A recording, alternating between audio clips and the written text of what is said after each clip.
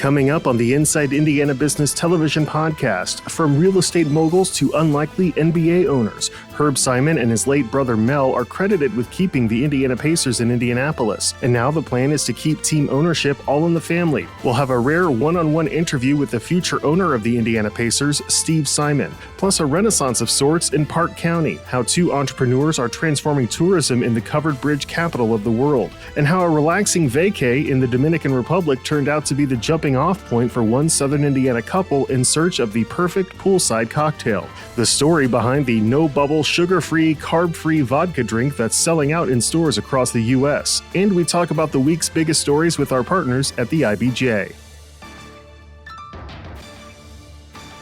Welcome to the Inside Indiana Business Television podcast. I'm Alex Brown.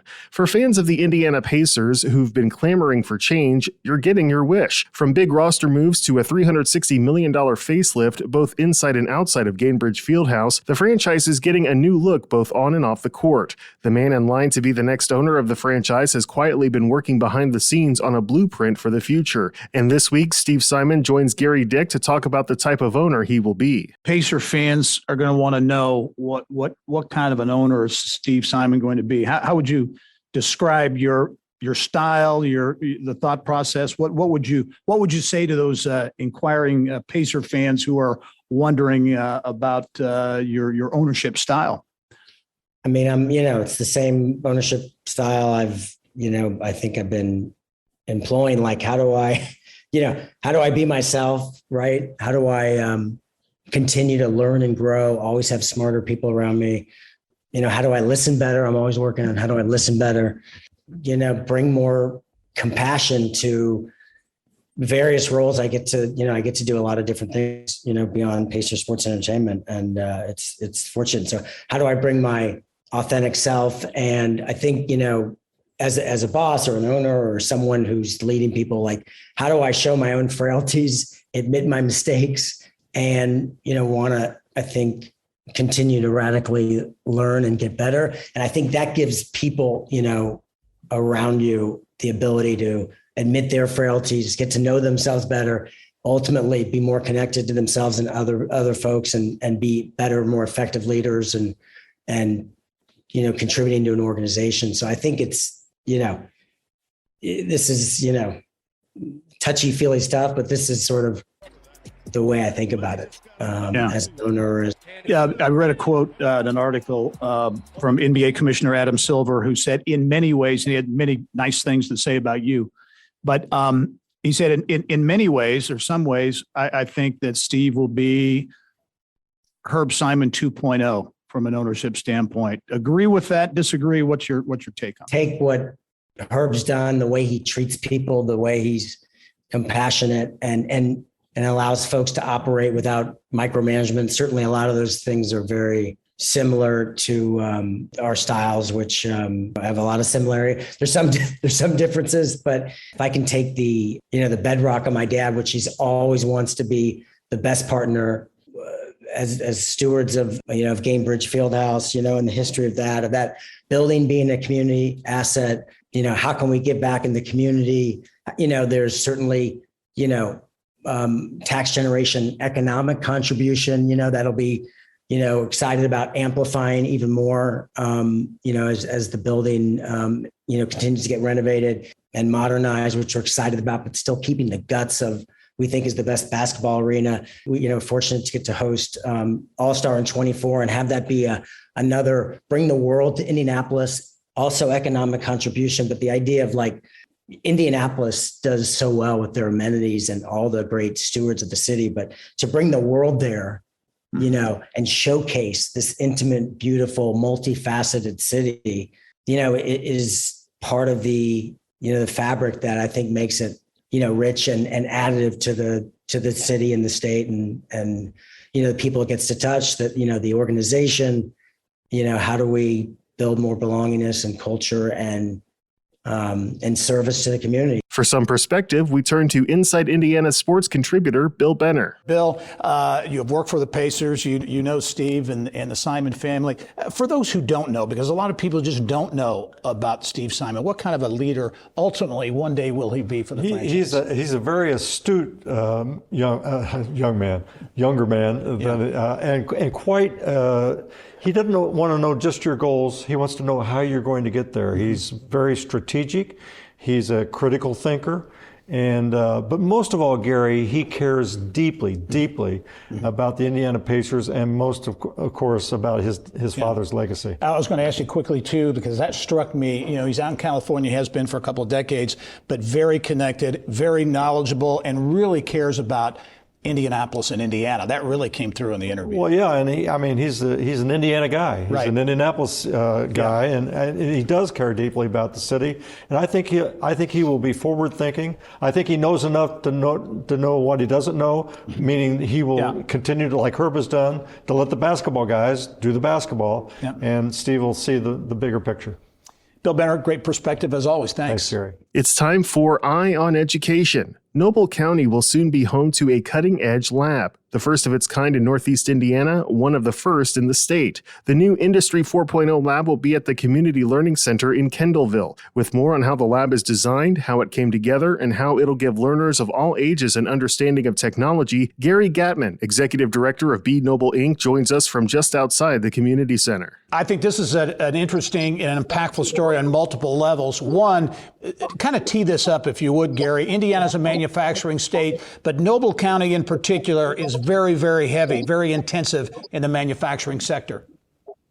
Yes, the state's got a lot of manufacturing. The Northeast Indiana as a region has a lot, but we're one of the top concentrations of manufacturing in the state, with 122 manufacturers that employ 10,000 of our workers, pay higher than average wages, and they're investing many millions of dollars every year in new technologies to ensure that they continue to grow and thrive. And that's what prompted this new learning lab, really. You found out that there's a real concern of a shortage of employees or potential employees in that advanced manufacturing, that Industry 4.0, those talents were really lacking in the region.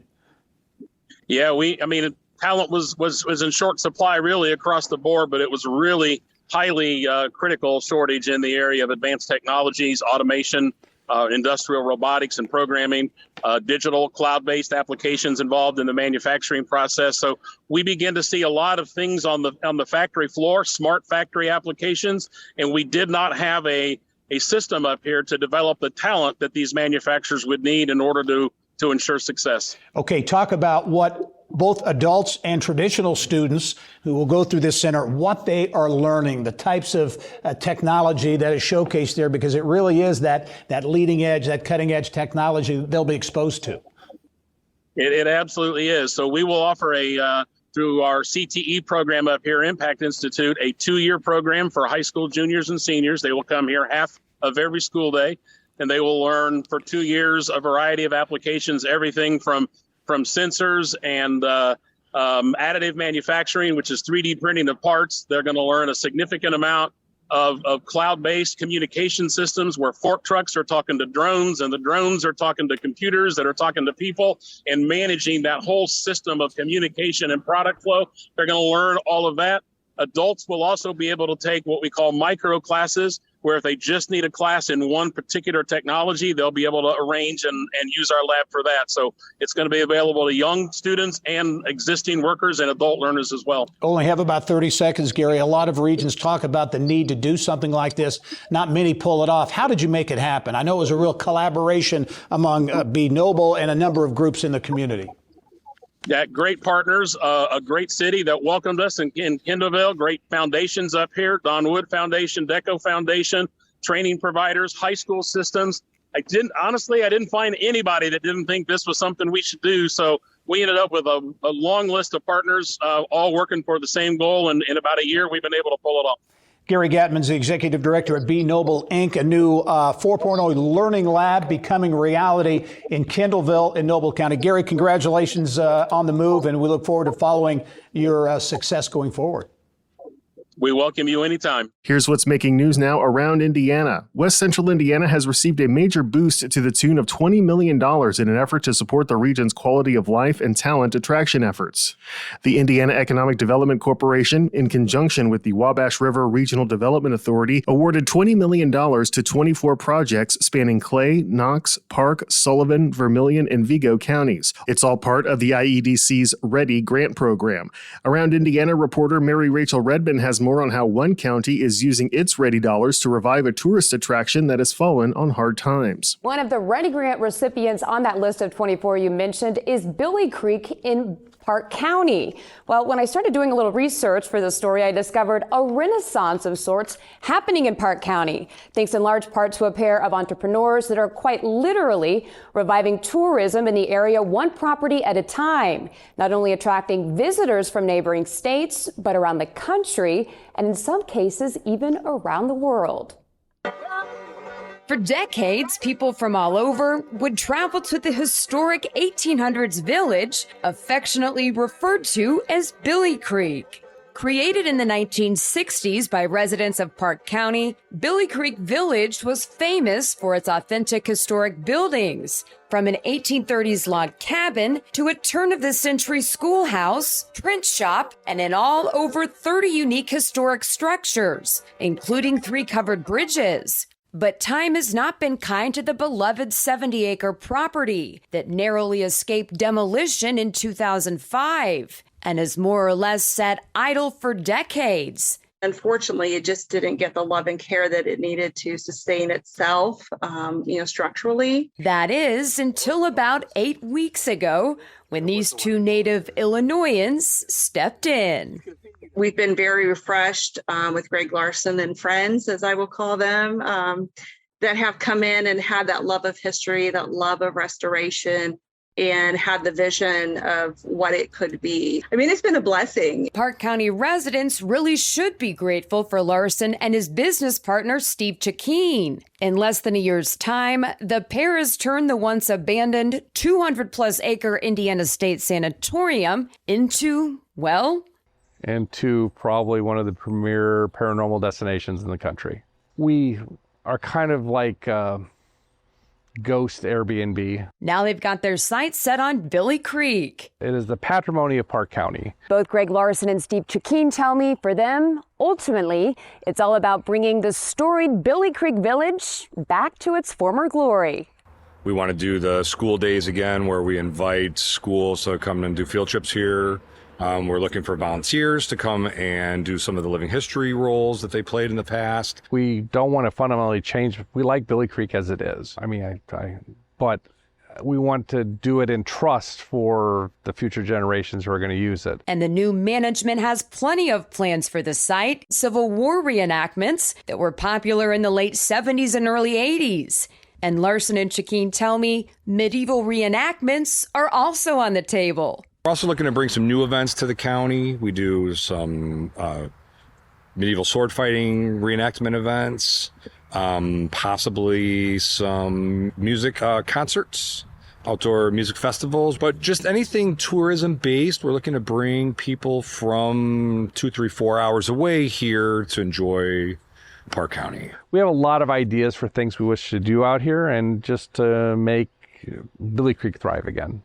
While I was on my visit, the guys did give me a tour of the Indiana Sanatorium, and I will tell you, I've never seen anything like it. Equal parts creepy, fascinating, and oddly beautiful. There was even a team of ghost hunters there getting ready to spend 2 nights on the property with ghost pros and the whole 9 yards. It was crazy. I'll have an in-depth look at the Indiana State Sanatorium in the coming weeks. Definitely one you don't want to miss. Well, now to Morgan County, where the I-69 project is nearing its end in Martinsville. And while it's caused more than a few headaches for travelers and residents, Mayor Kenny Costin says there's been a silver lining. It was kind of a double-edged sword. There were a lot of people that made it through our downtown area that had never been in our downtown before. And some of the store owners said, that people would come in and say, well, I was really aggravated to have to take the detour, but I wouldn't have found your shop had I not had to come through the downtown. This project is going to benefit Martinsville so much. We've got housing developments coming in. We've kind of adopted a motto, at home in the valley, Martinsville. We want to attract first-time home buyers, professionals that are maybe the husband's working in Indianapolis, wife's in Bloomington. We've got a lot of things going on downtown to attract young families to come to Martinsville. And that's what we're going to try to focus on. Remember, you can catch Inside Indiana Business Television on stations throughout the state every weekend. Head to InsideIndianaBusiness.com to check listings. A vacation in the Dominican Republic forever changed the lives of a husband and wife from the Du Bois County town of Ferdinand. Jill and Bryce Morrison left their lifelong careers in healthcare to bring Jill's new favorite drink to life. They joined Gary Dick to share more on how Mom Water was born and now selling in a dozen states across the U.S. Well, as I mentioned, this started on vacation. So this wasn't a lifelong dream. This just kind of happened in the Dominican Republic. So Jill, how did it all come to be? Well, I spent a couple days drinking the sweetie, sugary drinks. Was kind of tired of that. Mm-hmm. Found one of those big jars of the fruit-infused water sitting on the bar. Took a big old cup full of that up to the bar and said, "Can you just put some liquor in this?" Turned to him and said, "This is so refreshing. I love this. I just want to keep drinking this." So came back to the States. Of course, switched to seltzers, beer, couldn't find anything like what I was making. So, and I started making my own at home. Was making it and putting it in water bottles and just making my own concoctions, experimenting with flavors. And so it took off from there. So Bryce, talk about next steps and how you've created this business, because it is really gaining traction in a big way. Yeah, luckily Jill's super persistent, because she's the original one that said we should do this, because it seems to address a big need in the industry where there's no carbonation, no sweetener, low calorie, and kind of laughed it off. And eventually her persistence paid off. And I said, well, of the two of us, my schedule was a little more flexible, and I networked a lot and I knew a lot of people. I said, let me just see what I can figure out. With really not big intentions. Our intentions were to hopefully get it on local shelves and we could drink it and enjoy it. And just one thing led to another. I joke a lot that kind of my ignorance to this whole process is probably what got us through, because I never quite knew what was around the next corner. So, Hey, so give us a quick synopsis on the flavors. You got, 4 flavors now? Mm-hmm. Passion fruit, that was the original one that started the whole journey. Peach blueberry, lemon blueberry, and coconut mango. Yeah, and this is in what space is this in the drink? What category in the drink space? So officially we're a ready to drink. A lot of the industry doesn't yet know what to do with us. So sometimes we're lumped in with seltzers, sometimes we're lumped in with the ready to drink cocktails. We kind of fall somewhere in between. Yeah. Okay. Talk about the success, because you are growing a dozen states with more on the way. Talk about how production and the interest, you're having calls come to you from around the country. Yeah, from all over. We were kind of at a crossroads at the end of summer with how popular it got. We decided to take the jump and go all in. And once we started doing that, it was a scramble to say, listen, we want to try to be first to market with this product. And so we got a national contract with our distributor. And then from there, other distributors were contacting us from other states. And we've just started to roll out across the U.S. really with states. Coverage. We've had a lot of big chains that have come on board, and the growth has just been kind of explosive. Where do you see this going? Growth opportunities? You have big growth plans. We do. We think there's a lot of different verticals we could get into, but we have a lot of really cool things in store for Mom Water. Our first goal is we want to be in all 50 states. We've even, international is on the radar now in the next few years. But by the end of this year, 20 states or a little bit more. 2023, by the end of that year, 40 states, and so on. Exciting. Mom Water, indeed taking off all out of a vacation several years ago. Jill and Bryce Morrison, the co-founders, thank you both very much. We'll follow your progress. Thank you. Absolutely. Thank you for having us. The IU Simon Comprehensive Cancer Center is celebrating 30 years of working to eliminate cancer's burden in Indiana. To mark the ongoing race to save lives, the center recently signed on as the primary sponsor of a formula car. Business of Health reporter Kylie Valletta has more. Because racing has special meaning to Hoosiers, the IU Simon Comprehensive Cancer Cancer Center says it's a fitting way to celebrate 3 decades worth of accomplishments in fighting cancer. One major event came in 2019 when the center was named a comprehensive cancer center, the highest designation from the National Cancer Institute. And joining me now to tell us more about the center's 30th anniversary is the center's director, Dr. Kelvin Lee. Welcome back to the show. Thank you, Kylie. Glad to be here. Let's start with happy anniversary. Well, thank you. 30 years is a big milestone. Yes. So take a look back with us quickly. Just give us a quick overview about the legacy of the IU Simon Cancer Center here. So cancer research at IU has been fantastic for a long time. And in 1992, Dr. Steve Williams said, well, what we really want to do is now go to the next level. And Steve started our trek towards the NCI designated comprehensive cancer center. So we have gone from just a dream involving maybe 4 people to now an exceptional cancer center that has over 270 investigators, over $20 million in research. So it has really been a fabulous journey from really nothing other than remarkably talented cancer folks at IU to now the IU Simon Comprehensive Cancer Center. It really is incredible. And I know that it's not your only accomplishment, but a lot of people think about the testicular cancer and how it was cured here in Indiana. Right. I think that the remarkable thing is that the very first cancer that was a solid tumor was actually cured by Dr. Larry Einhorn. And that, in fact, everybody in the cancer world says, you know, they find Larry to be a remarkable person, and he paved the way for everybody else to say, hey, we can in fact cure a cancer with chemotherapy. We can save the lives of young men who would have otherwise passed away. So that has been a remarkable milestone. The ability of the IU Simon Comprehensive Cancer Center really to go global.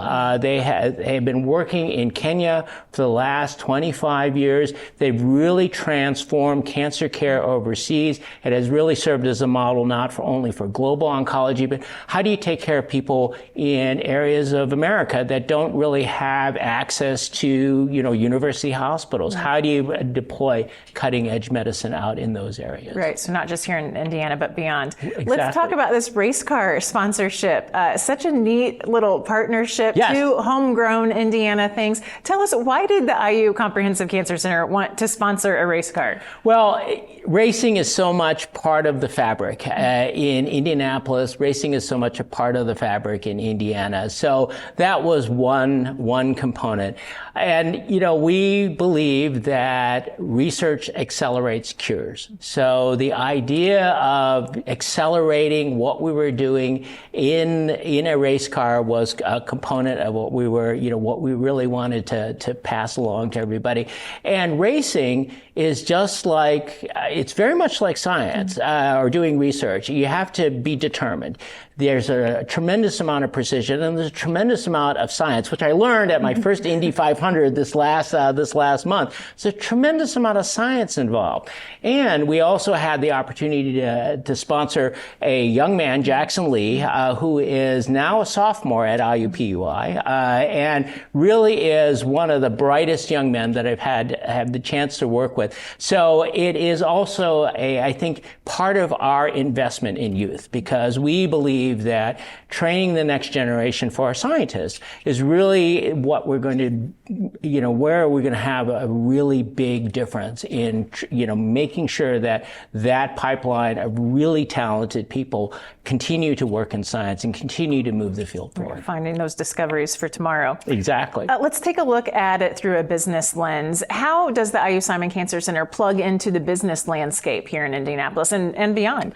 So IU Simon really is a hub of innovation, and really, I think, is one of the areas where if you're going to grow biotech through small companies, spin-offs, innovative technology, then the Simon Comprehensive Cancer Center really is a hub for that. And we have the opportunity, and we are, in fact, working with Purdue University to really tap into their biomedical engineering and their engineering expertise for things like, well, how do you, if you have somebody that is out in rural Indiana and you want to monitor them, the thing to do is to develop wearable technology that can actually monitor their health and where they are. And those things are all coming out through our collaboration with our engineering friends, both at IU Bloomington, as well as at Purdue. Such a great team up. Well, it's fun to look back at where you've been. It's exciting to look forward about the things you're working on. So thanks for being on the show today, and happy anniversary again. Thank you very much.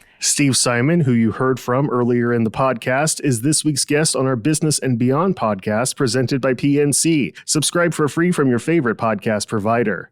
West Lafayette-based Innovative is dealing with a shareholder lawsuit that has been filed in federal court after a report of mistreated animals at testing facilities. Plus, Ascension St. Vincent rolled out its neighborhood hospital concept 5 years ago. 3 never opened, and now several are closing. We get more on what's making the headlines from the IBJ's editor, Leslie Weidenbenner. I mentioned Innovative, West Lafayette-based company facing a lawsuit. They've had a plummeting stock price. What's the scoop on Innovative?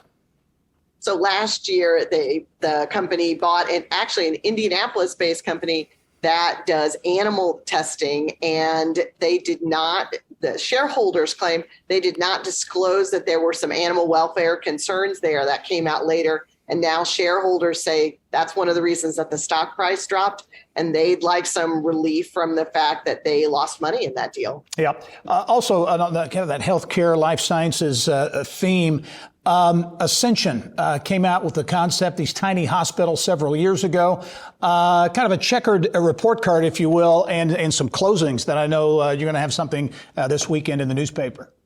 Yeah, we do. John Russell, our healthcare reporter, happened by the Noblesville Hospital when they were taking down the emergency room signs. He's got a story about what happened with those micro hospitals, why maybe they haven't worked, at least here in central Indiana, but some information about the fact that they are looking to expand those in other places. All right, a lot going on I-65, in particular in Boone County. There's the massive tech park, a couple of Eli Lilly and Company manufacturing operations to go in there, and a new exit that's been talked about for a while going to become a reality off I-65 in Boone County. Yeah, there's so much going on in Boone County right now. There was already a lot of talk about the need for another exit because of all the industrial facilities going in there. But this LEAP Innovation District that is being planned just makes that exit more important. And the state's really gearing up to get started on that. And that includes some land acquisition and some other things. Mickey Shuey has that story. So more construction on I-65. Who would think that? It seems like it never ends, but much needed. I know a lot going on in Boone County. Leslie Weidenbenner, as always, thanks for the update. A lot going on in the IBJ this weekend. Have a great weekend. Thanks so much. You too, Gary. All right.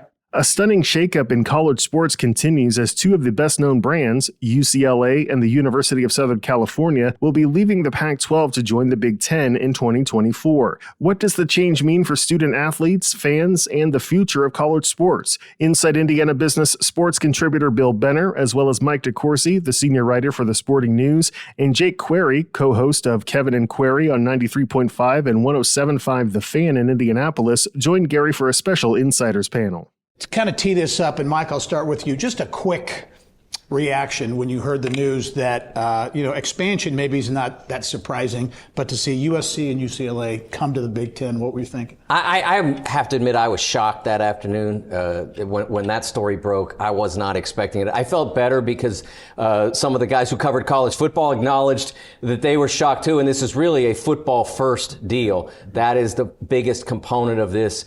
College basketball, my specialty, obviously important, but football drives the bus. Yeah. Get off my lawn. I still wish the Big Ten was the Big Ten. My biggest concern is just what it means for the overall landscape of college sports. And, we had Mike on a few weeks ago about name, image, likeness. Where is it all going? Well, I kind of know where it's all going. Right. Follow the money. Right. Yeah. My first thought was initially, like everybody here said, like, holy cow, this kind of came out of nowhere. Then my second thought was, surely geographically speaking, this has to mean that more is coming. And that remains to be seen.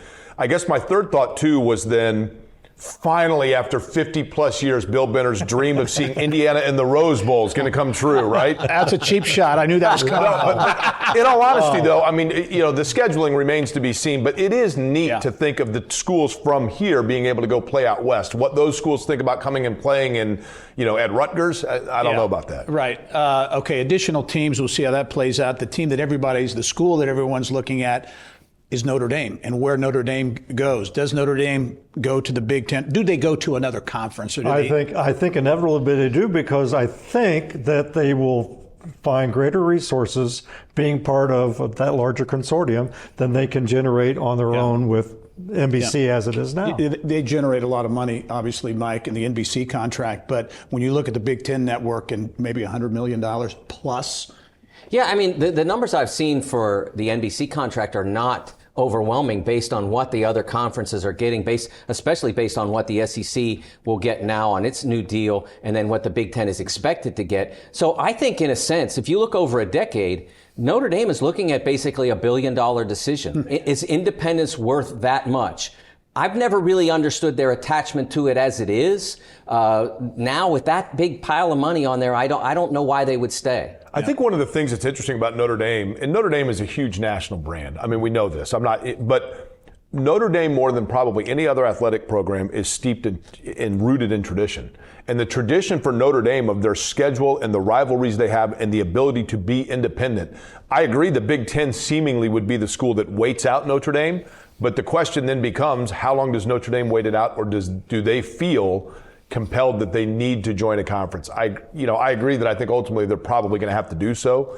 But Mike, I don't think it's necessarily going to be imminent that Notre Dame joins somewhere. Yeah, I've said that this decision may be as quick as getting everybody in a conference room. Are we good? We like it the way we are? Yes, no. Then it could be that fast, but it's a lot of money to turn down. And with everybody so hungry for finances in college sports, it would be amazing if they turn it down. Yeah, the two titans seem to be, the Big Ten and the SEC right now. Jake, I know you follow Clemson, you're a Clemson fan. I am. But what's next? I mean, I can't see necessarily the SEC standing pat here while the Big Ten is, gaining their market share from a TV standpoint. It kind of feels like, Gary, that the Big 12 all of a sudden is the one that's become kind of the cog in this wheel, because the ACC has a television contract that's hard for them to kind of break away from and join alliances, if you will. And it seemed to be almost inevitable that Washington, Oregon, maybe the two Arizonas joined UCLA and USC, and you had kind of this merger of the Pac-12 Big 10. But that was, that's old news. That was 2 weeks ago. Right. Now the Big 12 suddenly is kind of joining the party and passing out invitations behind everybody's back. And now all of a sudden, some of those schools may join the Big 12. So I think that there's an additional curveball to this that kind of delays things even longer, to the point where maybe the carousels have slowed down a little bit for right now. Scheduling, as you get these conferences bigger and bigger, do rivalries fall by the wayside? What most of the leagues are doing is protecting rivalries. I suspect that Indiana, Purdue will be protected as a football rivalry. They'll make sure they play that every year. Ohio State and Michigan, they've protected for years by keeping them in the same division, when competitively it would have made sense to split them and have them potentially meet in the conference championship game. So the key rivalries will be, and I think associated rivalries, like for Michigan, okay, they got to have Ohio State, but they'll also have Michigan State and then one more. Yeah, but you used to say Texas had to have Texas A&M, and that's not but happening. These are still partners we're talking about. So they'll work that part out. And then the rest of it, there may be times when you don't see particular teams play one another within a conference for multiple years at a time. You mentioned, Mike, it's driven by football, and basketball certainly in there as well, the two money makers. But what about the Olympic sports and the other sports? How are they impacted by this and that's expansion? another of my big concerns. The Rutgers wrestling team, are they going to go to Los Angeles and wrestle UCLA, or vice versa?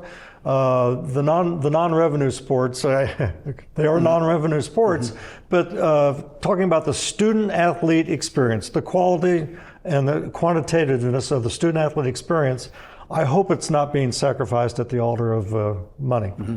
Yeah, I agree with Bill in that regard, though. It's really difficult to travel in the fall, for example, and go through commercial airports and not see a big group of kids with backpacks on, and you look at it and you say, oh, there's the Maryland lacrosse team. Look, football and basketball are traveling privately and chartering. Everybody else is flying on Southwest Airlines and getting delayed, and they've got classes to get to. And I mean, there are a lot of irons in that fire. And that, to me, is going to be the real trick here is figuring out the travel of those teams and hoping, to Bill's point, that universities don't say, you know what, that travel is logistically and financially not worth the effort.